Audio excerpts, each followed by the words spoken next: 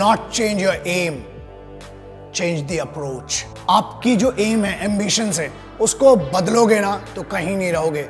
अक्सर लक्ष्य बदलने वाले लोग भटकते हुए मिलते हैं और उनका कोई किनारा नहीं होता है। तो इसलिए हमेशा ये चीज, आप जो भी शुरू करें एक लक्ष्य बनाएं, एक एम्बिशंस। मैंने सीखा, मेरे गुरुजी ने कहता था, मेरे बाबूजी कहते थे, और मेरे बाबूजी अभी भी कहते हैं, और मैंने अपने गुरुओं से सीखा कि बाप, लक्ष्य एक ही होना चाहिए, जिद एक ही होना चाहिए।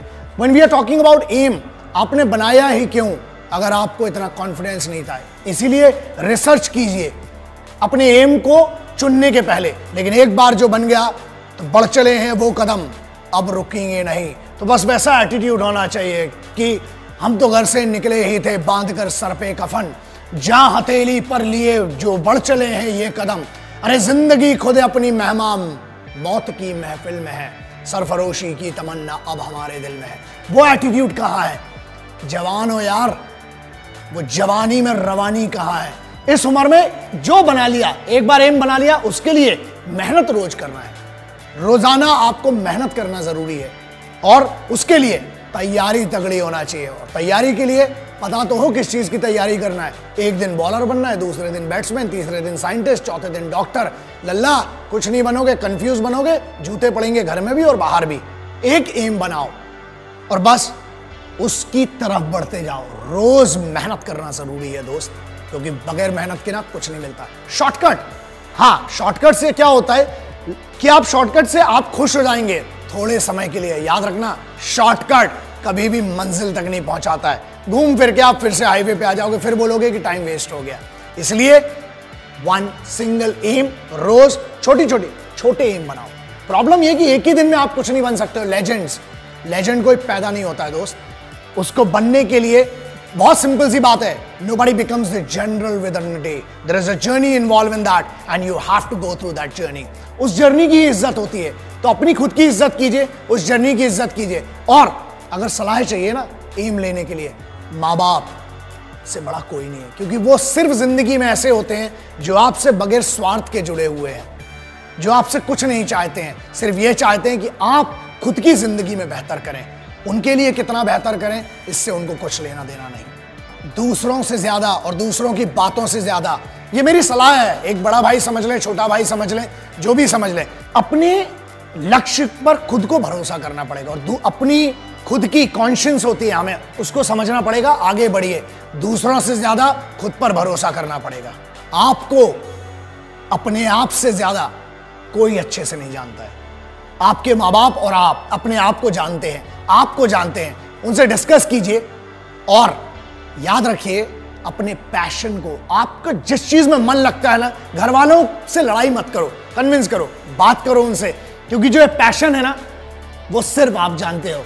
और अगर आप अपने घर वालों को कन्विंस नहीं कर पा रहे हो, आपके कन्विक्शन में कमी है, आप दुनिया को क्या कन्विंस करोगे फिर? इसलिए सब अगर अग्री होंगे, आप सेम पेज पर होंगे, आपको मदद चाहिए, इमोशनल सपोर्ट चाहिए अपने घर वालों का, और वो मिलेगा। बस अपने पैशन को अपनी जिंदगी में बदलो।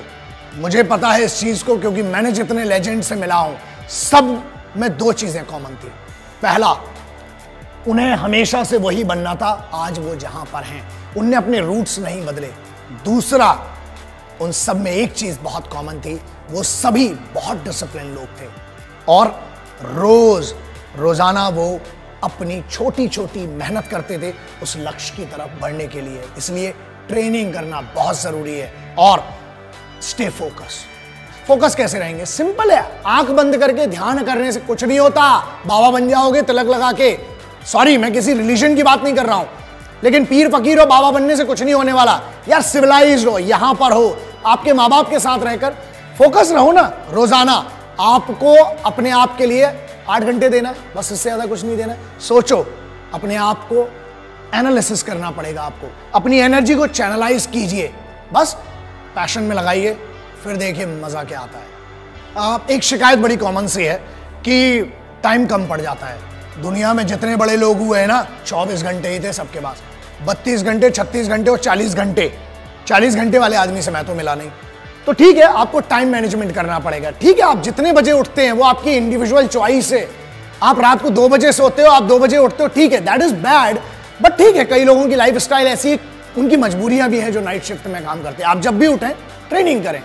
दूसरा, एक बहुत सिंपल सी चीज है, जब ट्रैफिक होता है ना तो हॉर्न बजाने से कुछ नहीं होने वाला, और ना आप उड़ के जा सकते हो। स्पाइडर में ना असल में नहीं होते दोस्त, और अगर उड़ के जाओगे तो चालान भी लगेगा, पिटाई भी पड़ेगी। तो ट्रैफिक को दोष मत दो, कोशिश ये करो कि पहले निकलो। वक्त से पहले जब आप निकलेंगे तो आप जगह पर पहुंच जाएंगे। टाइम मैनेजमेंट, हर चीज का टाइम डिसाइड करना पड़ेगा आपको। बस टाइम डिसाइड कीजिए, आगे बढ़िए और कंप्लेंट्स कम कीजिए। सिपाहियों को अपने लक्ष्य का पता होता है। Being a simple son of this motherland, I have the responsibility to speak about our soldiers, जो सबसे ज्यादा मेहनत करते हैं। बहुत सिंपल है ना, एक टास्क दिया जाता है, चाहे वो बंकर बनाना हो, चाहे वो राशन लाना हो, चाहे घर बनाना हो, चाहे अपनी एक रेजिमेंट को मूव करना हो, चाहे जंग लड़ना हो। याद रखिए, वो कभी शिकायत नहीं करते हैं, बस वो काम करते हैं, मेहनत करते हैं, क्योंकि उनका लक्ष्य क्लियर है कि हमें ये करना है। छोटे छोटे लक्ष्य बनाइए और उन छोटे छोटे लक्ष्यों के लिए रोजाना छोटी छोटी मेहनत कीजिए। एम को सीधा रखिए और बेइज्जती होना बहुत जरूरी है। मैं हमेशा कहता हूं, जब बेइज्जती होती है ना तो अंदर एक आग जग जाती है, और उस आग की दम पे ही आप करते हो। तेज भागने के लिए आग की जरूरत है। रॉकेट को देख लेना, कभी नीचे आग लगी होती है, इसीलिए इतना तेज भागता है।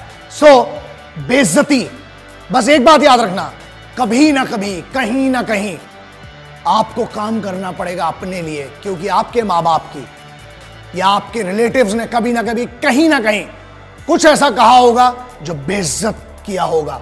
उस बेइज्जती को याद करना, वो पावर देती है। हमें एक फियर होना चाहिए, वो डर होना चाहिए हमें कि यार अगर मैं कुछ नहीं कर पाया तो मेरी फैमिली के लिए मैं रिस्पॉन्सिबल हूं। अपने परिवार के लिए उस बेइज्जती को सहन करो, और उन सभी लोगों को जिनने आप पर शक किया है, आपकी ईमानदारी पर शक किया है, आपके पेरेंट्स की परवरिश पर शक किया है, उनको साबित करो कि वो गलत थे और आपकी परवरिश बहुत अच्छी थी। उतार चढ़ाव जिंदगी में आना जरूरी है। हमारे यहां कहीं पढ़ा था कि हार्ट बीट जो है ना वो भी ऐसी चलती है, तो डरो मत उससे, धीरे धीरे हमें चलना है। मैंने एक ट्रक के पीछे बहुत सालों पहले पढ़ा था कि धीरे धीरे चलेंगे तो बार बार मिलेंगे, और अगर बहुत तेज चलेंगे तो हरिद्वार मिलेंगे। तो याद रखना, हमें धीरे धीरे चलना है, और पहले मंडे आता है, फिर ट्यूसडे आता है, फिर दिन चलते हैं। डायरेक्ट संडे नहीं आता। हल्की हवा चलती है, उससे नींद आ जाती है पंखे की हवा में, ठीक है, लेकिन बहुत तेज हवा चलती है ना तो तूफान में घर भी उड़ा ले जाती है। इसलिए छोटी छोटी मेहनत करेंगे, छोटे छोटे एम बनाएंगे। जब कंफ्यूजन हो, पेरेंट्स के पास जाओ। अरे हर दुनिया के हर शास्त्र में लिखा है, इवन कुरान शरीफ में, मेरे एक यार ने बताया था मुझे कि एक फर्जंद की औकात अपनी वालिदा के सामने, वालिदा के सामने एक घायल परिंदे की होती है। पैरों में जन्नत बताई गई है। हर धर्म कहता है कि अपने माँ बाप के पास जाके सरेंडर कर दो, कोई भी प्रॉब्लम हो। मैं अगर आज आपके सामने खड़ा हूं ना तो ये मेरे बाबूजी हैं, ये मेरी माँ है, सिर्फ उनके कारण ही खड़ा हूं, और उनकी वो परवरिश है, उनकी वो छोटी छोटी चीजें हैं, वो याद रखता हूं, कोशिश करता हूं कि मेरे उस एक्सपीरियंस से शायद आपका भला हो पाए। और मेरे पिताजी की एक बड़ी अच्छी चीज है जो सीखी थी कि बुरे वक्त में सिर्फ दो ही चीजें काम आती है। पहला, अपने ही बाजुओं की ताकत, और दूसरा अपनी ही अकल। इसलिए मतलब क्या है इसका मतलब यह है कि आपको अपना फिजिकल, अपना बॉडी भी ट्रेन करना है, अपना माइंड भी ट्रेन करना है, और ये वो चीजें हैं जो कंप्यूटर पर बैठकर नहीं हो सकती है दोस्त। धूप में जाना पड़ेगा। पूरी जनरेशन को 93% अर्बन कल्चर में विटामिन डी डेफिशिएंसी है। क्यों? क्योंकि धूप नहीं मिलती है। नेचर दुनिया का सबसे बड़ा गुरु है, तो जाइए जरा, उसका भी मजा लीजिए। और जब आप ट्रेंड होंगे ना लक्ष्य के लिए, एक बात बताइए, आप बहुत सक्सेसफुल बन गए, उसके बाद क्या करेंगे अगर उस सक्सेस को एंजॉय नहीं कर पाए तो? इसलिए सक्सेसफुल बनना, सक्सेस के मायने सबके लिए अलग हैं दोस्तों। मेरे लिए यह है कि एक गरीब बच्चे की मैं मदद कर पाऊं, कुछ लोगों की अपने ज्ञान से, या जो भी मुझे छोटा सा लिटिल माइक्रो नॉलेज जिसको मैं कहता हूं, उससे कभी किसी की मदद कर पाऊं। यह है मेरा लक्ष्य। बहुत सिंपल है कि मुझे दो चीजें करना है, और जो मेरी जिद है और मैं करके रहूंगा। पहला, भारत में हर महिला को आत्मरक्षा, सर्वाइवल टैक्टिक्स आना जरूरी है और कंपलसरी होना चाहिए। Karate, judo, taekwondo, martial arts की बात नहीं कर रहा हूं, मैं बात कर रहा हूं survival tactics, how to use available accessories, और उसका उपयोग करके बचना कैसा। हर महिला को आना चाहिए, हर बच्ची को इंडिया में आना चाहिए। दूसरा, 1.5 साल की मिलिट्री ट्रेनिंग कंपलसरी, जो मैं लक्ष्य की बात कर रहा हूं ना, अगर वो ट्रेनिंग करी होती आपने तो शायद आज डिस्कशन ही नहीं कर रहे होते। Every Indian, every individual should be train for minimum 1.5 year. वो कल्चर है इंडियन मिलिट्री ट्रेनिंग का। मजा आएगा, फिर मुझे आपसे बात करने की भी जरूरत भी नहीं रहेगी। कोशिश करेंगे कि आप और हम मिलकर कुछ अच्छा कर सकें इस राष्ट्र को। राष्ट्र क्या है दोस्तों, कुछ चंद लकीरें नहीं राष्ट्र कहलाती हैं। देश वो है जिसके लिए सिपाही रोज अपना घर बार छोड़ के लड़ रहा है आपके लिए। आपको तो सिर्फ मेहनत करना है इस सिविल की दुनिया में, लक्ष्य बना के आगे बढ़ना है। देश के लिए मदद कीजिए, ये मैं आपसे बहुत एक भाई के तौर पर रिक्वेस्ट कर रहा हूं कि अपने काम को बेस्ट कीजिए, देश खुद तरक्की करेगा। जय हिंद, वंदे मातरम, इंकलाब जिंदाबाद, भारत।